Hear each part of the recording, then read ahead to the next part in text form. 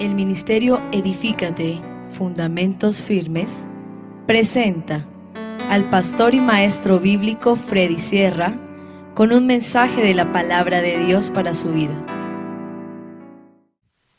Vamos a abrir nuestras Biblias en el libro de Mateo, capítulo 12, y vamos a leer el verso 33.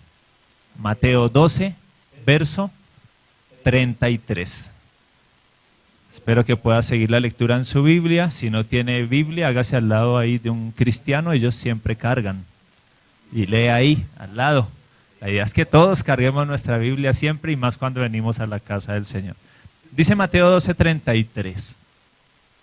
O haced el árbol bueno y su fruto bueno, o haced el árbol malo y su fruto malo, porque por el fruto se conoce el árbol. Vamos a orar. Señor, te agradecemos en esta mañana por tu infinita gracia que nos reúne. Queremos aprender, queremos glorificarte, queremos que tú estés presente, Señor. Comprendemos que si tú no estás presente, si tu vida no está en nosotros, pues no tendríamos más que religión, credos, enunciados intelectuales y demás, pero no queremos eso, Señor. No queremos religión hueca, repetitiva, vacía. No queremos rituales, no queremos hábitos repetitivos tan solo. Lo que queremos es una comunión contigo, una vida contigo y una vida que se expresa, se manifiesta en mucho fruto, Señor, en cada uno de nosotros y en esta congregación en pleno. Oro por tu iglesia, oro por mi propia vida, oro que tu palabra hoy sea honrada y recibida como debe ser recibida, según es en verdad la palabra de Dios que vive y permanece para siempre, la cual actúa en nosotros los creyentes. Actúa en mí, Señor, por tu palabra. Es mi oración, aún como predicador, y te pido sea la oración de cada uno de los que aquí están presentes y de cada uno de los que recibe esta señal vía internet o por video. Oramos por el ministerio de Oiva, por Ulpiano, Ángela, por la obra allí, rural, en medio de la gente del campo. Úsalos, Señor, a ellos y extiende tu gracia allí. Y en cada lugar donde hay uno de nuestros libros, cada lugar donde hemos podido contribuir en la enseñanza, en el llamado tuyo a volver a las sendas antiguas y a la correcta interpretación bíblica, Dios. Te entregamos esta mañana nuestro corazón, nuestra reunión y atentos esperamos en ti, Señor. A ti la gloria hoy y siempre. Dile al Señor, Señor, te doy la gloria. Señor, te doy mi atención. Señor, te doy mi corazón. Oro en el nombre de tu amado Hijo Jesucristo. Amén. Puede tomar su asiento de nuevo. Muchas gracias. Muy amable. Y le voy a invitar a reflexionar en este tema que tiene como título Buscando una vida llena de Dios. Buscando una vida llena de Dios. Siempre cuando uno empieza un año, procura organizar una serie de temas, orando y buscando la guianza del Señor, que nos den algún tipo de soporte o de dirección para encaminarnos a lo largo de ese nuevo año.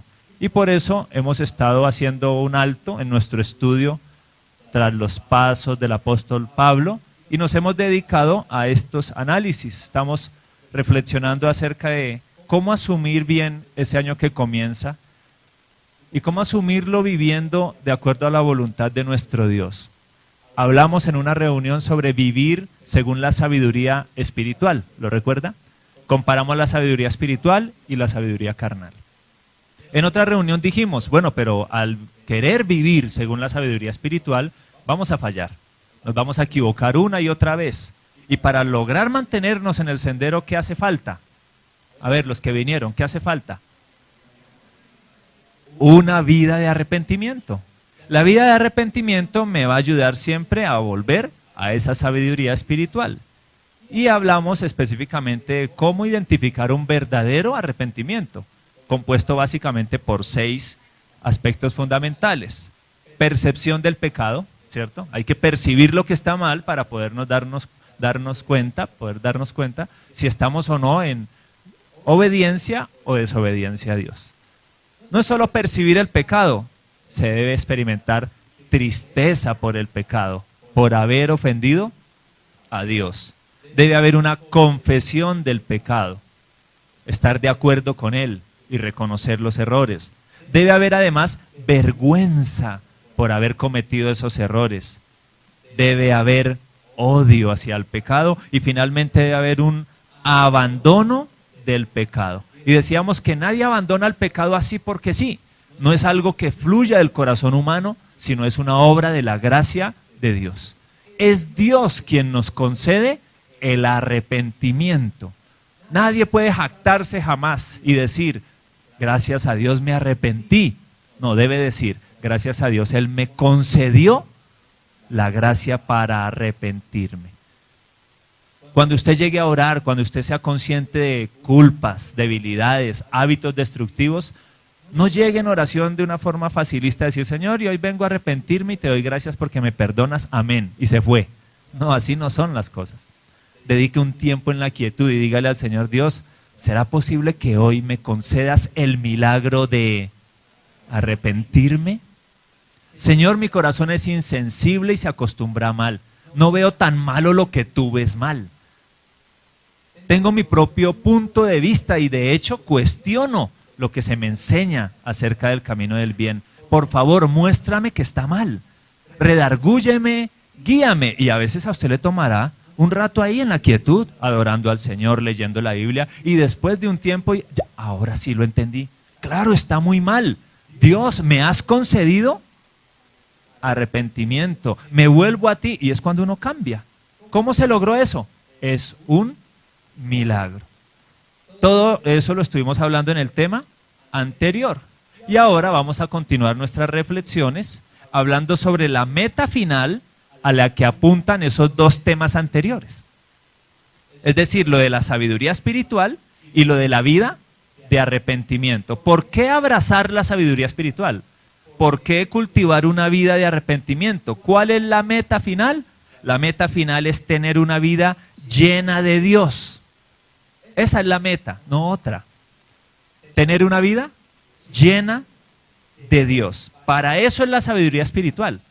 No para que le vaya bien en los negocios, como algunos acuden a las iglesias a ver si las cosas financieramente mejoran. No, uno no busca esa sabiduría para poder emprender una buena empresa y que le vaya bien y tenga éxito. No, la verdadera sabiduría espiritual nos enseña a buscar una vida llena de Dios. Y para eso también es la vida de arrepentimiento. Yo no quiero ofender a Dios no solo porque tenga miedo de que me castigue. No, yo quiero tener una vida de arrepentimiento porque así puedo tener siempre una vida llena de Dios. Y retomemos aquí el texto que leíamos inicialmente. Dice, o haced el árbol bueno y su fruto bueno, o haced el árbol malo y su fruto malo. Mira el Señor tan directo que es en su enseñanza. Solo hay dos opciones y cada hombre debe estar muy claro en cuál de los dos lados se encuentra. O usted es de los que hace el fruto bueno del árbol bueno, o usted es del otro grupo, que hace el fruto malo, que viene de un árbol malo. Y luego dice, porque por el fruto es que se conoce el árbol. Este texto nos está presentando una analogía basada en el cultivo de los árboles frutales. Si alguien planta un árbol y espera una buena cosecha, aquí hay gente que sabrá de agricultura,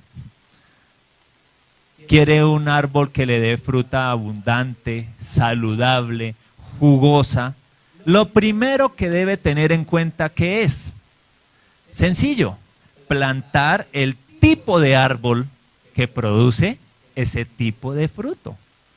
Yo no puedo esperar un excelente fruto de una mata de dudosa calidad. Si usted no toma la semilla que es, en el suelo que es, con el abono que es, pues no le va a salir el tipo de árbol que usted anhela, ¿cierto? Quiero árbol lleno de fruta, buena y jugosa, pues necesito el tipo de árbol correcto y plantarlo. De ahí en adelante todo será más fácil, solo hay que hacer lo necesario para cuidar el árbol, ¿cierto?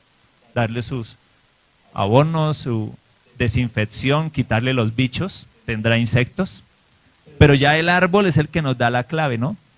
Es un árbol bueno. Para mantenerlo vigente, saludable, se ha de invertir esfuerzo, planificación, etcétera. ¿Estamos de acuerdo? Pero ojo, si el árbol no es bueno, no va a dar fruto bueno. Esa es la analogía, debe aplicarse al hombre. Y si lo aplicamos al hombre, pues esto nos lleva a una importante pregunta. ¿El hombre es bueno o el hombre es malo? ¿Qué dice usted? ¿Y qué dice Dios? El hombre es malo. El hombre es malo por naturaleza. Dice la Biblia, no hay justo ni aún uno. No hay quien entienda, no hay quien busque a Dios, no hay ni siquiera uno. Todos se descarriaron, a una se hicieron inútiles. No hay quien haga lo bueno, no hay temor delante de sus ojos, no hay temor de Dios. El hombre es malo. Yo les he compartido este testimonio una vez en la universidad, que un profesor se levantó y yo le estaba hablando y le dije, el hombre es malo, y para él fue una cosa novedosísima. Dijo, el hombre es malo, y él se asombraba. Sí, la Biblia enseña claramente, el hombre es malo. Y aquí la Biblia nos dice, o haces el árbol bueno y su fruto bueno, o el malo y su fruto malo. Y si el hombre es malo, ¿qué opción tiene? Pues hacer el fruto malo. ¿Puede el hombre malo dar fruto bueno? No, por naturaleza, no. Y entonces surge la gran pregunta, la que les estoy guiando a poner en su mente y en su corazón. Si el hombre es malo y Dios nos dice que debe escoger si da fruto bueno o fruto malo, pues la gran pregunta ¿es que acaso puede ser cambiada la naturaleza humana? ¿Puede ser cambiada? ¿Puede un árbol malo convertirse en un árbol bueno? ¿Puede esa persona que siempre ha demostrado esa conducta tan necia, tan indolente, tan apartada de Dios, así como así de repente ser transformado y empezar a amar a Dios? ¿Puede la naturaleza humana ser cambiada? ¿Qué respondemos? Sí. La Biblia declara enfáticamente sí. El Señor Jesucristo en su enseñanza nos dijo y en su ministerio nos mostró que Él no solo ofrece cambiar nuestra posición ante Dios, sino también nuestra naturaleza. ¿Cuál es nuestra posición? Éramos enemigos de Dios. Éramos culpables, merecíamos un castigo. Eso es lo que dice la Biblia para la persona no creyente. Pero cuando uno pone su fe en Cristo, dice la Biblia, Él quitó la enemistad y nos vuelve en amistad con Dios. Cambió la posición. Ya no eres enemigo, ahora eres amigo. Ya no eres extraño, ahora eres hijo de Dios. Hasta ahí es la posición. Pero como hijo, la persona se daría cuenta que todavía es un árbol malo, ¿cierto? Podría ser.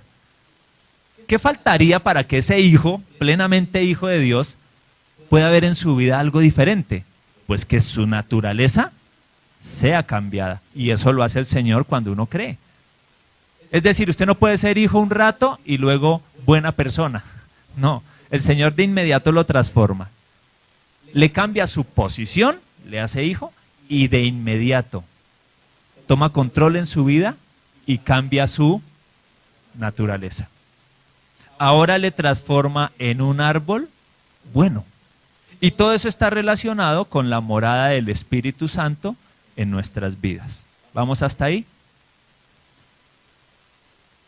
Tiene que ver con la morada de Dios en el interior del hombre. Sin embargo, a la gente a veces le cuesta entender esto o enfocarse en esto y creen que la vida cristiana es otra cosa. Se dedican a reformas morales, utilizan las pautas y las claves bíblicas para tratar de encontrar beneficios pasajeros y nada más, pero no van a la esencia. ¿Cuál es la esencia? Que mi vida sea cambiada. Yo quiero ser el árbol bueno que produce fruto bueno. De lo contrario, no sirve vivir la vida de sabiduría celestial. Yo no podría aplicarla. Yo no podría en realidad disfrutar una vida de arrepentimiento si yo no tengo en mi corazón una transformación que solo Dios puede hacer. Y solo lo hace por medio de su Espíritu Santo. Esto hay que entenderlo. Sin la morada del Espíritu en nuestro interior, no hay forma que cambiemos. Voy a ayudar a ilustrar esto un poco más tomando el caso de los mismos apóstoles. El Señor en su momento tomó niños. Yo sé que usted lo ha leído. Toma un niño, tenía los discípulos, los apóstoles, en su etapa de formación, antes de la muerte y resurrección. Toma el niño el Señor, lo pone en medio de ellos, de él, y dice, miren este niño. ¿Recuerdan la lección? Si no os hacéis como uno de estos pequeños, no podréis entrar al reino de los cielos. Aprendan de los niños. Pedrito, hermano, imite. Oiga, Juan, como el niño. Mateo, usted que andaba ya con sus impuestos, aprenda del niño. Y todos miraron el niño y recibieron la lección del niño. ¿Qué les estaba sembrando el Señor? Y aquí empiezo a entrelazar todo esto. Sabiduría espiritual. La sabiduría espiritual te enseña, vive como ese niño. Y los discípulos ahí tomando nota, como usted hoy. Como niño, con N minúscula o mayúscula, Señor, como quieran, listo. Ya tomé nota, ya tengo la doctrina, dirían ellos. Si no me hago como un niño, ¿qué es lo que pasa? No puedo entrar, no, eso es serio, no podría entrar al reino. Ya lo sé, estoy en la verdad, Él es mi maestro. Y seguían caminando felices, ¿no? Somos la gente del maestro. Vamos muy cercanos de Él. Sin embargo, aunque habían recibido la lección, ellos mostraron una y otra vez que no absorbían fácilmente estas lecciones. Como muchas otras lecciones no las podían absorber. Y en lugar de comportarse como ese niño, ¿qué pasaba? Su conducta era contrario a eso. Y vemos que en lugar de ser humildes y tranquilos, tenían unas salidas, tenían una conducta, tenían unos comportamientos tan diferentes a lo que el Señor les estaba enseñando. Para ellos era difícil absorber la lección. Era la sabiduría espiritual, lo hablamos aquí, pero faltaba algo más. Tal vez usted ya vino, sí, 2, 3 domingos atrás. Claro, la sabiduría espiritual. Lo voy a tomar en cuenta, pastor. Muchas gracias. Y se fue feliz. Pero en el proceso usted se dará cuenta, como que no es tan fácil. Pero ya dijo qué hacer. Vida de arrepentimiento, claro. Y me arrepiento y ya no quiero hacer tanto mal. No quiero hacer tanto mal. Y ya lo convierten como en un mantra. La nueva era y los mentalistas. No quiero hacer el mal. No quiero hacer el mal. Y en eso se convierte la vida cristiana de mucha gente. En especial de muchos jóvenes. No quiero hacer lo malo. No quiero hacer lo malo. Y se quedan ahí. No quiero hacer lo malo. ¿Ese es el plan? ¿Cómo es el título de nuestra reflexión de hoy? Buscando una vida llena de Dios. ¿El plan es no hacer el mal? No, el plan va mucho más allá. Y ya retomaré otra vez este concepto. Quedémonos en lo que vamos.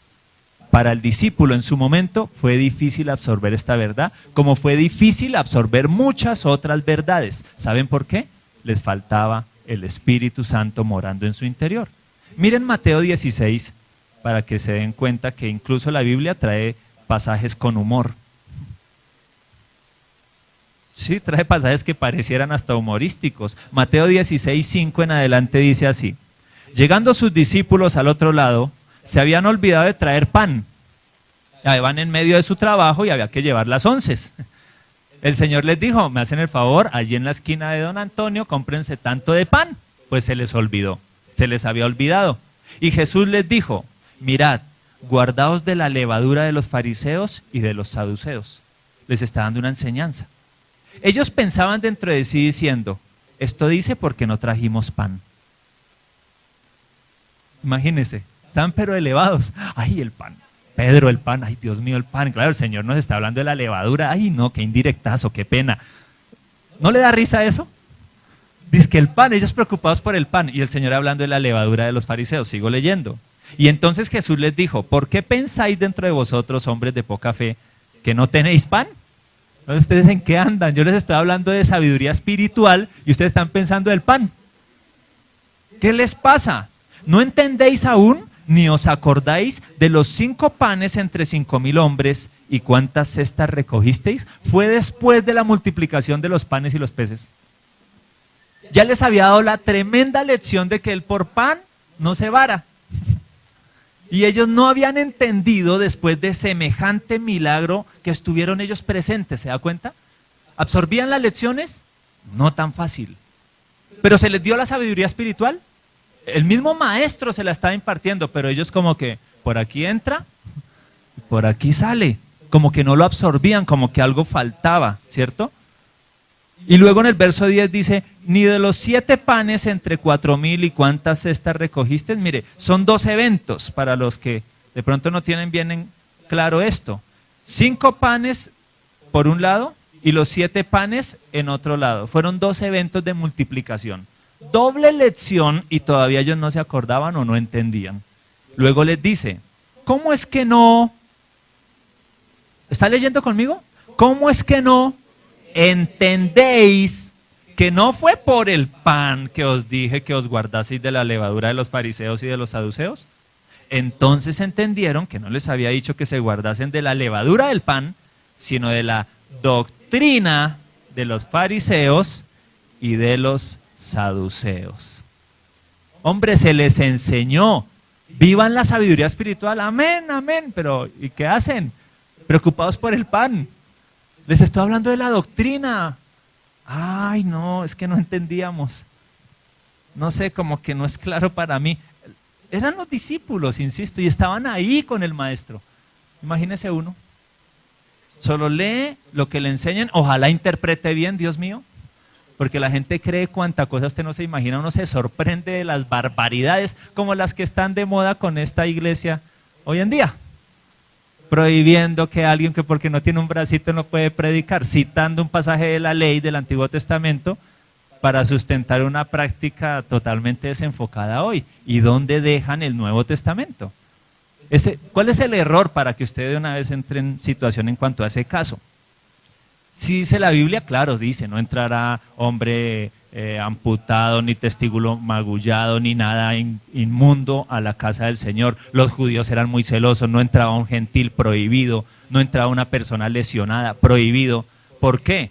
Porque en la antigüedad era bien claro, Dios estaba dando un mensaje, que no es fácil estar cerca de Dios, que las demandas de Dios son muy altas y que el hombre jamás las cumple.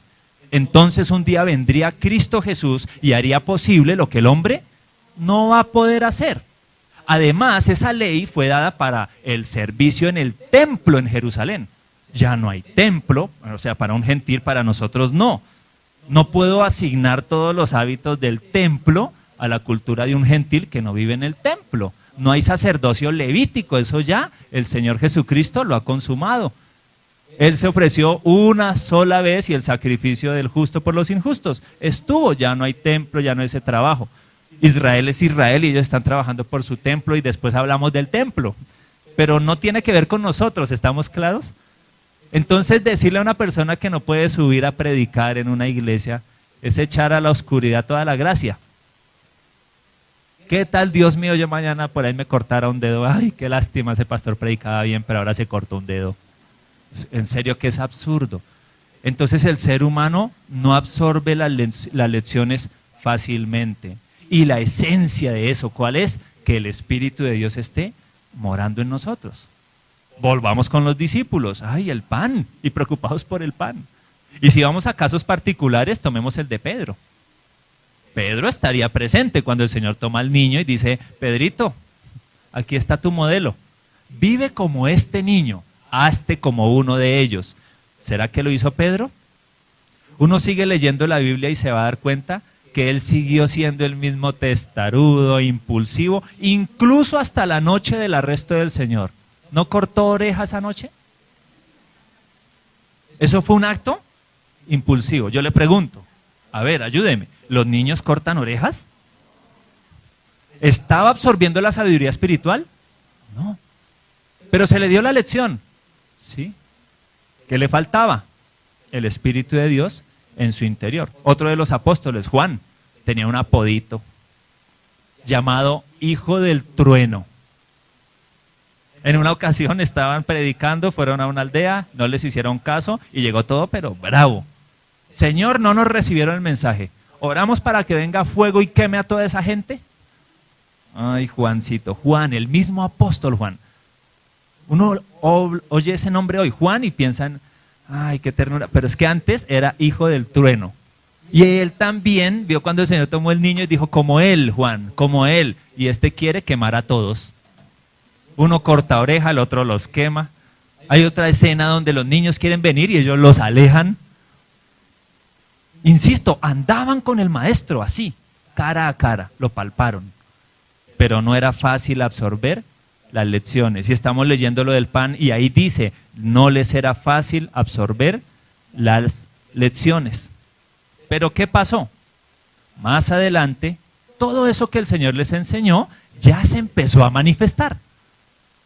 Dejaron de ser el árbol malo y su fruto malo y empezaron a ser el árbol bueno y su fruto bueno. ¿Cómo ocurrió todo eso? Cuando ya el Espíritu de Dios vino a sus corazones, tomó control y escuche bien, empezó a cambiarlos desde adentro. Este es el milagro emocionante de la fe cristiana. Dios nos cambia desde adentro.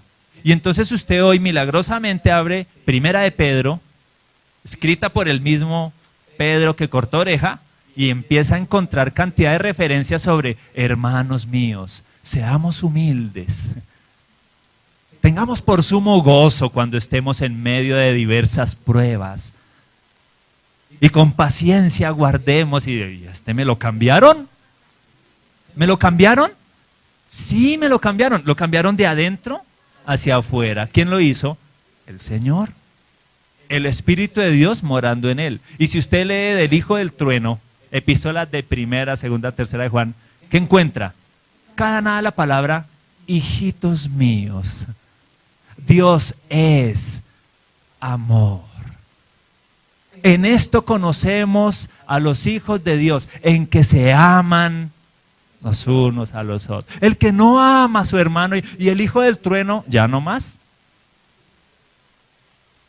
Juan, yo me imagino, aquí no está escrito, pero alguien tuvo que acercarse. Oye, Juan, tú no eras el de tu apodo, a ti te decían cómo era, el hijo del trueno. Y sí, hermano, qué pena, ni nos acordemos de eso. Y el Señor mismo, no, qué oso. Yo caminando con el mismo Señor y me llamaban así, no, es que yo no había logrado manifestar la vida de Dios como se debe. ¿Qué me faltaba? El Espíritu de Dios plenamente en mí. Ahora, póngame cuidado más bien a los escritos, hijitos míos, y lleven esta carta y lean allí, allí, allí, y se veía, realmente Dios se manifestó allí. Ahora, traigamos todo esto más hacia nuestro caso particular. Sabiduría espiritual, amén. Eso es lo que queremos. Vida de arrepentimiento, amén. Sí, muy bien, pero ¿a qué le apuntamos? Si no tenemos el enfoque correcto, nos vamos a quedar como esos discípulos, escuchando, pero no haciendo. Y una de las tristezas con las que tiene que lidiar uno como pastor es ver la necedad de mucha gente por años, porque es por años y por cientos. Pastor, qué bonito, Dios me está enseñando. Yo quiero aprender. Ah, qué bien, mira, Dios te enseña así. Ay, no, así no me gusta. Yo quiero asá. Y siguen por su sendero. Pero ¿aprendiste? Sí, a mí me dijeron, y es bonito, allá enseñan muy bien la Biblia. ¿Y por qué no vives eso? Ah, no, es que es como exagerado. Y sacan disculpas y el pan. Se van con el pan y se enredan. Y el Señor ya les dio la instrucción. ¿Qué les falta? La vida de Dios realmente en su corazón para que se tomen en serio lo que un día se les enseñó. Las iglesias pueden estar llenas, saturadas de gente que sabe muchas cosas, pero la verdadera iglesia Dios siempre la encontrará así, con una mirada. Él es omnisciente y Él busca rapidito y ve la llama de su espíritu, dónde está y dónde no. Es así de fácil. Y cuando el Espíritu de Dios está, no pasan las cosas como las de aquella predicadora. No pasan las cosas como de esas personas que estoy hablando, que saben la verdad, pero quieren vivir otra cosa, como a mí me parece. O haces el árbol bueno y su fruto bueno porque eres así, o simplemente haces el árbol malo y su fruto malo. ¿Por qué? Porque no eres capaz de nada más. O tienes la vida de Dios o no la tienes. Una ilustración para esto. De nada serviría si a mí me dieran un libro de Shakespeare, yo no sé cuántos lectores buenos hay aquí, pero han oído el nombre de William Shakespeare, famoso novelista, ¿cierto? Digamos, famosa clásica, obra de él, ¿cuál? Romeo y Julieta. De nada serviría que a mí me den Romeo y Julieta y me digan, mire, léase esto y escríbase algo igual. ¿Cierto? Usted, uy, no, a ver, venga, pongo cuidado para hacerlo bien. Listo, ya lo leyó, ahora escriba algo igual. Respuesta, no puedo hacerlo. Shakespeare podía, yo no. Él era único. Pero si de alguna manera el genio de Shakespeare, la vida de Shakespeare, pudiera venir a mí y manifestarse a través de mí, entonces tal vez yo podría escribir obras como Romeo y Julieta. Porque en realidad no sería yo. Sería el mismo Shakespeare escribiendo, fluyendo a través de mí. Obviamente eso es imposible, porque Shakespeare ya ha partido. Descanse en paz. ¿Cierto? Llevemos esto al asunto de la fe cristiana. Podemos decir lo mismo. No se lograría nada mostrándome una vida como la de Jesús, escuche bien, y diciéndome, vive así. Porque la respuesta de la persona podría ser siempre, no, él pudo, yo no. Haga como él hacía. No, es que él podía, pero yo no. Compórtese como Jesucristo, ese es un modelo que todos tenemos, ¿cierto? No, pero es que él podía y yo no. Pero si el Espíritu de Jesús pudiera venir a mí, morar en mí, entonces ya no sería yo, sino sería Cristo mismo viviendo a través de mí. ¿Eso es posible? Es totalmente posible. Y he aquí el secreto de la santidad cristiana. Cristo viviendo a través de mí. Miren lo que dice Juan 14, 23. Juan 14, 23. Dice la Biblia, respondió Jesús y le dijo, el que me ama mi palabra guardará, y mi Padre le amará, y vendremos a él y haremos morada con él. La Biblia dice puntualmente, el Señor promete venir y estar dentro de nosotros. Vivir desde nuestro interior, de manera que la vida que fluye ya no es mi vida, es la vida de Dios en mí. Entonces se puede ver que alguien viva por la sabiduría celestial, porque Dios vive según eso. Entonces la vida de arrepentimiento nos va a enfocar mucho más, porque es una vida enfocada en tener la plenitud de Dios en el corazón. Note usted hacia dónde va la fe cristiana. ¿Cuál es la meta de todo esto? Que el Señor venga y haga morada en mí. Repita esa frase, que el Señor haga morada en mi vida. Ahora dígale al Señor, deseo que vengas a morar en mí. ¿Es ese su deseo realmente? Y aquí es donde se ha marcado esa línea de división entre los verdaderos creyentes y los simpatizantes. El simpatizante asiste a la iglesia, oye, se siente compungido, su conciencia le acusa, quiere ahí medio ir corrigiendo algo, pero no del todo. Quiere sujetarse, pero no del todo, y es la lucha. Y uno habla con muchos, no son 2 ni 3, son cientos. Y los ve uno a lo largo de su caminar, y uno está para ayudarles en el Señor.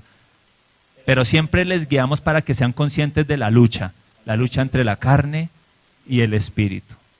¿Tú quieres amar a Dios? Sí, yo quiero, pero es que nada.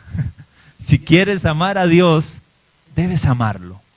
Debes entregarle tu corazón totalmente o no podrás entregar nada. O haces el fruto bueno de un árbol bueno o simplemente eres un árbol malo, solo que no lo quieres aceptar todavía. Y es mucho mejor saber uno que todavía es un árbol malo. Eso es mejor porque uno puede esperar en el Señor el día de la gracia que me abra los ojos y yo pueda cambiar, y no venir a la iglesia, sentarme y estar convencido que voy en el bus para el cielo cuando es una mentira. Muchas veces hablamos con el liderazgo y yo les digo, realmente creo que Dios nos ha enviado incluso a evangelizar dentro de la iglesia.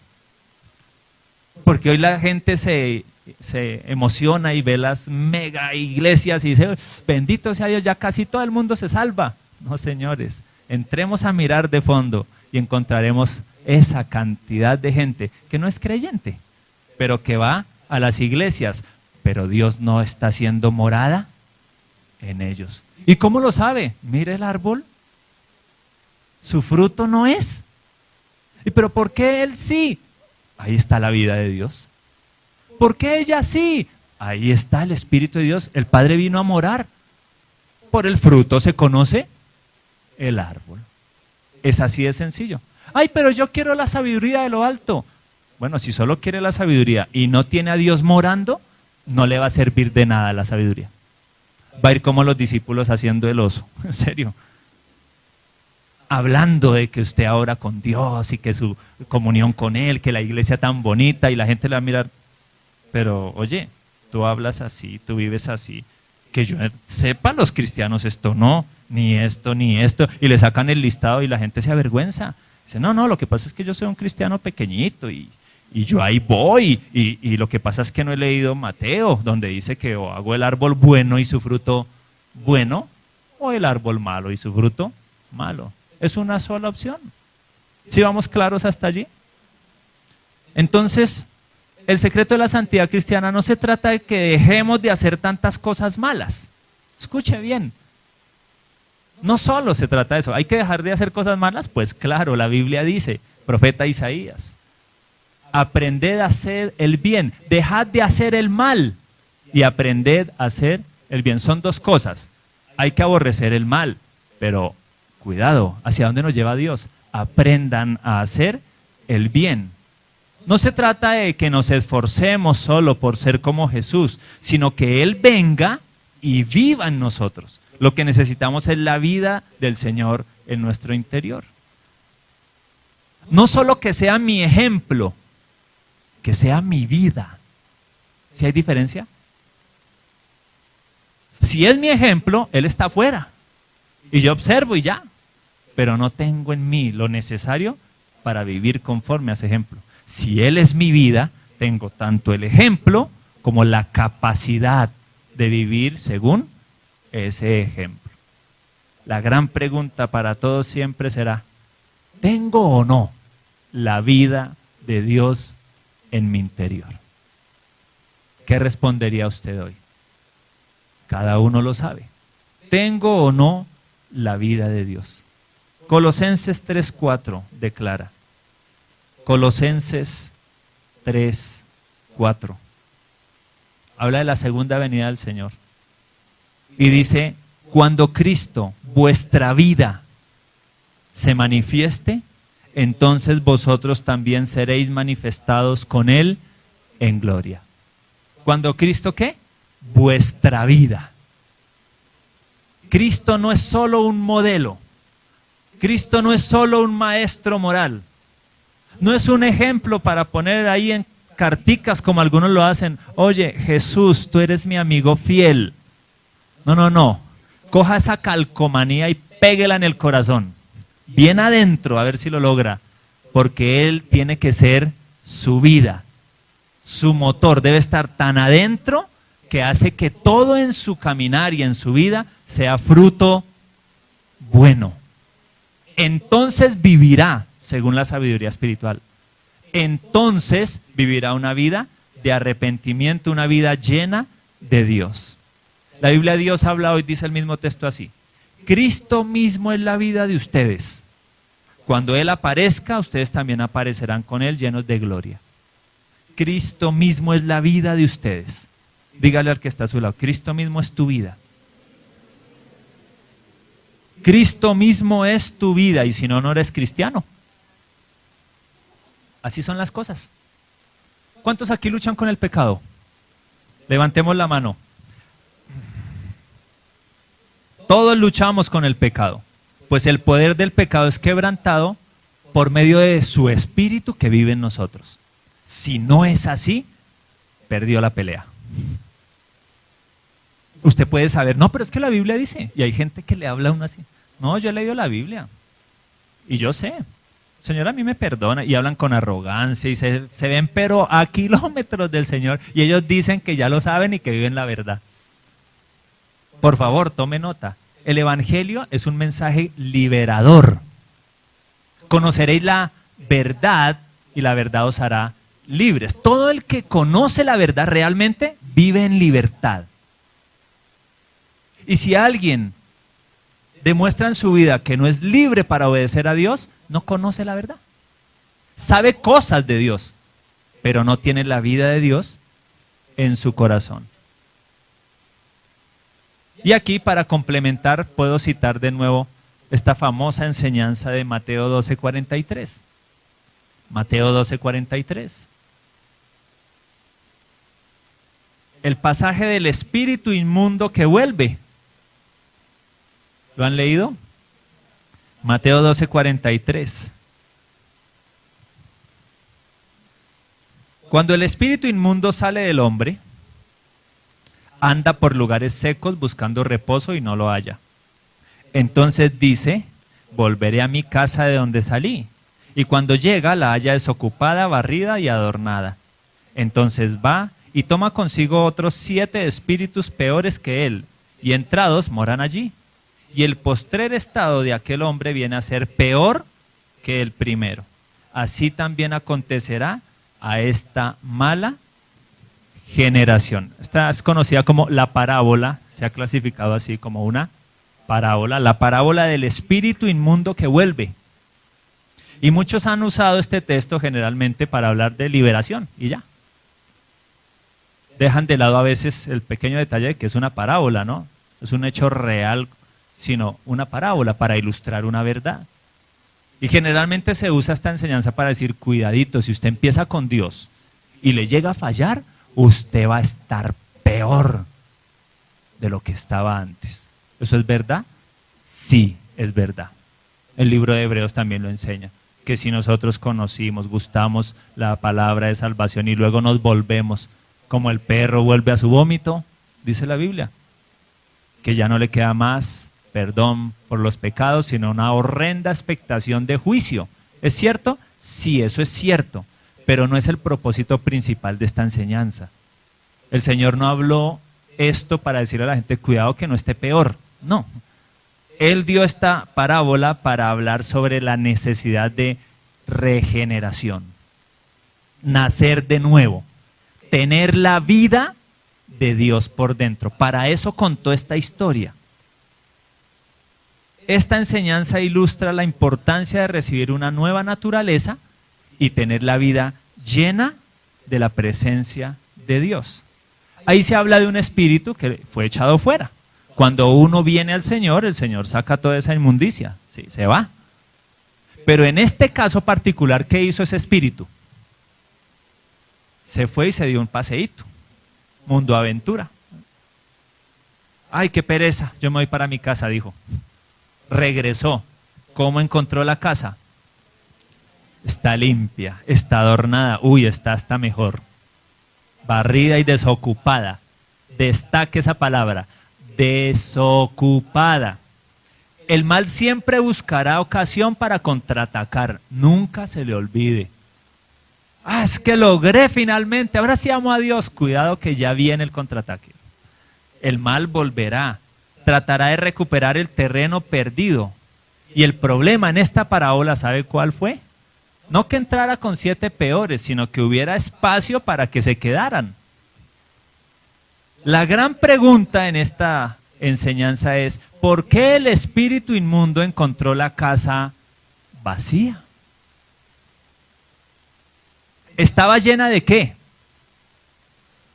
De oscuridad. Demonios, los fueron expulsados, se fueron. ¡Ay, ya salieron! ¿Cómo queda la casa? Desocupada. ¿Qué habría que hacer?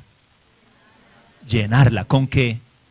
Con lo contrario. Si estaba llena de la oscuridad y de la maldad, pues que venga la vida de Dios. ¿Sabe cómo se llama eso? La llenura del Espíritu Santo. La plenitud de Dios lo llena todo. Cuando vuelvan esos demonios felices, tomándose sus tragos y celebrando, van a entrar y no hay espacio. A esta casa no le cabe un alma. ¿Por qué? No, es pura gloria. ¿Cómo entran los demonios allí? No hay lugar. Y ahí es donde entra luz para ese debate de ¿pueden los cristianos estar endemoniados? No.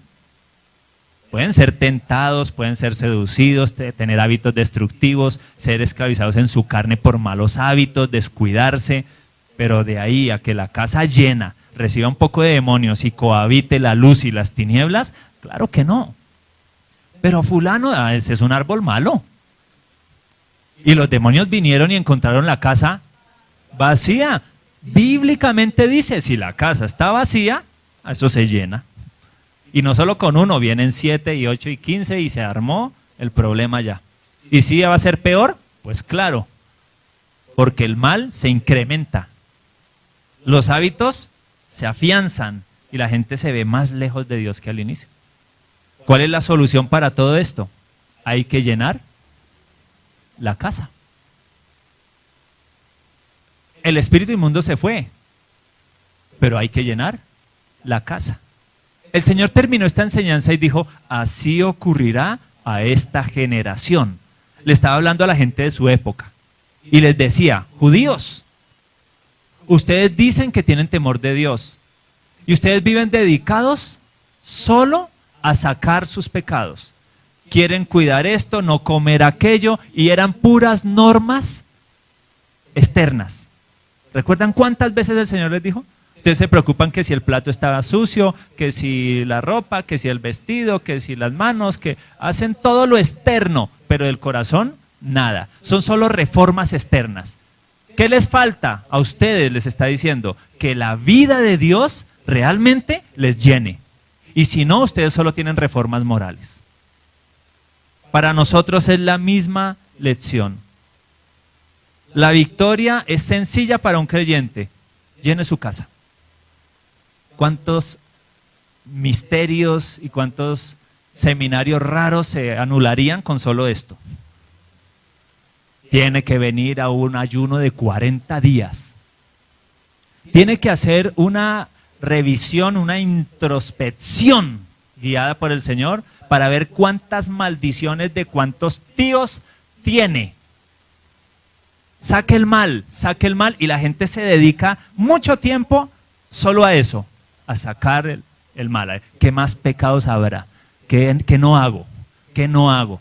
Cuando Dios nos está invitando a mirar es hacia otro lado, ¿qué es lo que hay que hacer? Llénese de Dios, llénese. Cuando el Señor llamó a Israel, le dice a Moisés, dile esta palabra al faraón. Faraón, deja ir a mi pueblo. Estaba esclavizado, ¿cierto? Pero la instrucción seguía, a celebrarme fiesta en el desierto.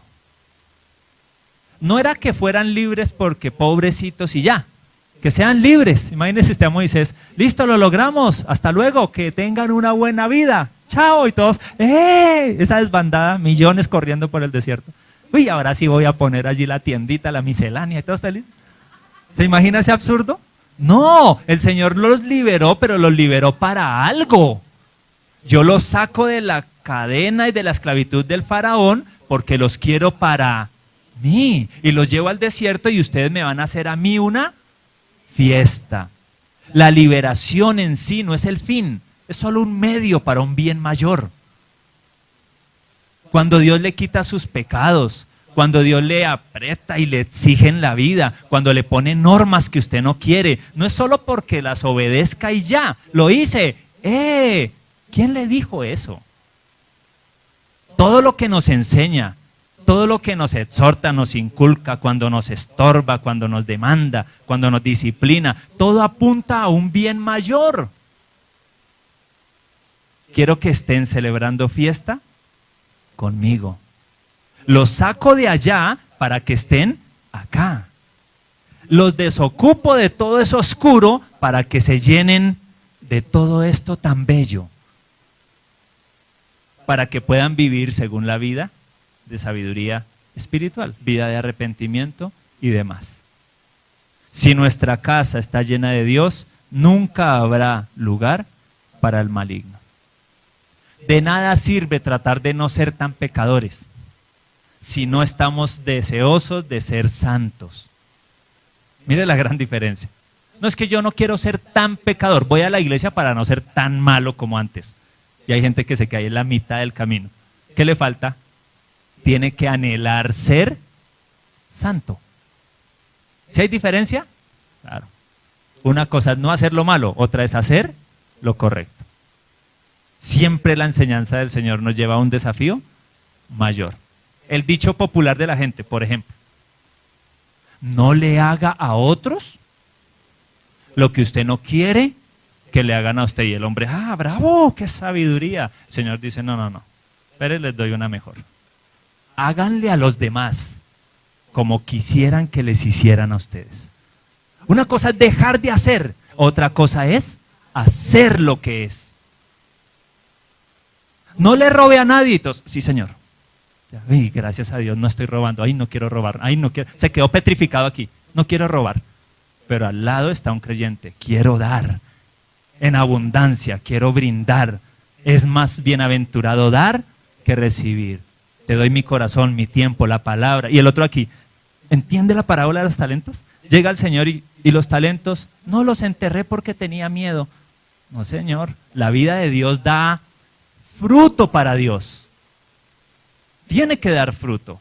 O hacéis el árbol y su fruto bueno, o el árbol malo y su fruto malo, porque por el fruto se conoce el árbol. Y un pasaje paralelo de todo esto dice al final, porque el árbol malo será cortado y echado al fuego. Dios va a quemar los árboles que no producen. Y entonces alguien dirá, ay no, pero ¿qué? Si uno no puede. No, si es árbol bueno, puede.